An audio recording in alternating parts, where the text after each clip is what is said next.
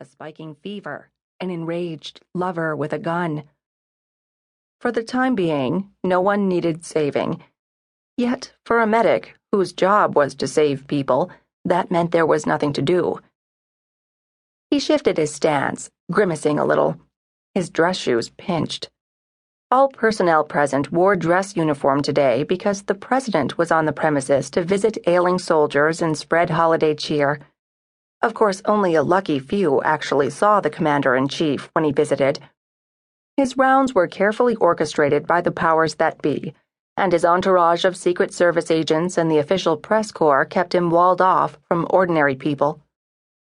So Harris was a bit startled when he saw a large cluster of black suits and military brass exiting the main elevator below the mezzanine. Odd.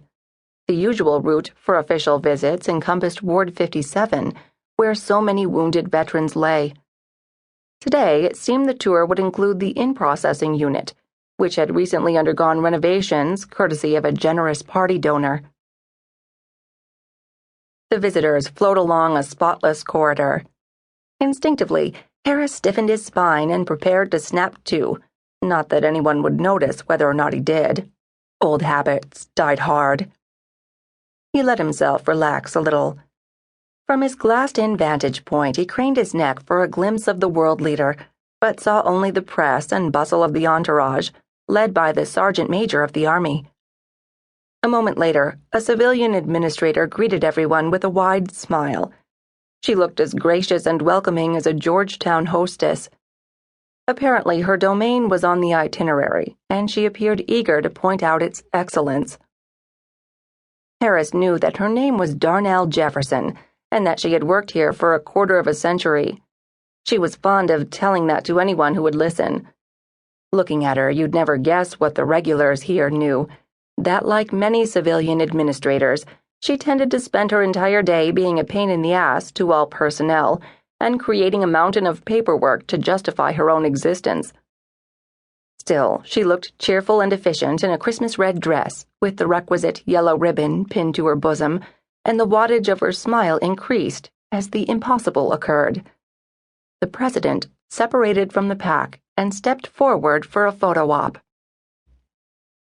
Then, even more surprisingly, Mrs. Jefferson took charge of the tour, leading the group along the wide, gleaming corridor. Two cameramen trolled along beside them, the big lenses of their cameras capturing every movement and nuance for the nightly news. The party stopped off at the first intake room, where a wounded soldier had arrived from another facility. Harris knew that the official photos and film would portray the president with the soldier and his family in an intimate circle around the hospital bed. The pictures wouldn't show the vigilant Secret Service or the booms and mics hovering just out of sight. That's showbiz, thought Harris. He didn't understand how anyone could put up with public life.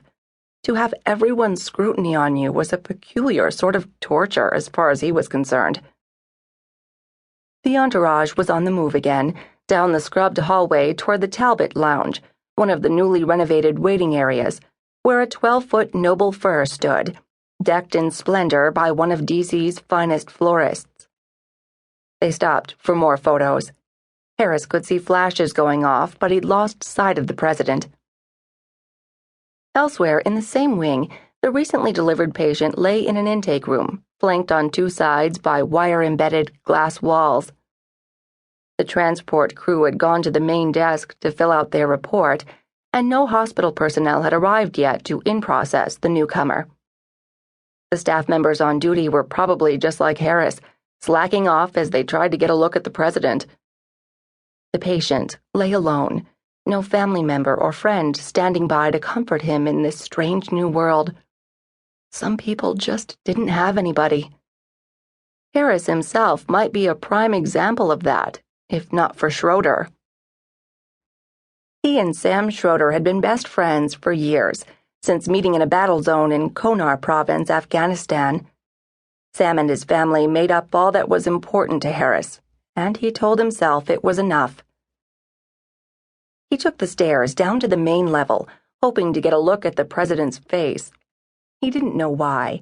Maybe it was the fact that he'd spent a decade serving this country and another 4 years at the hospital.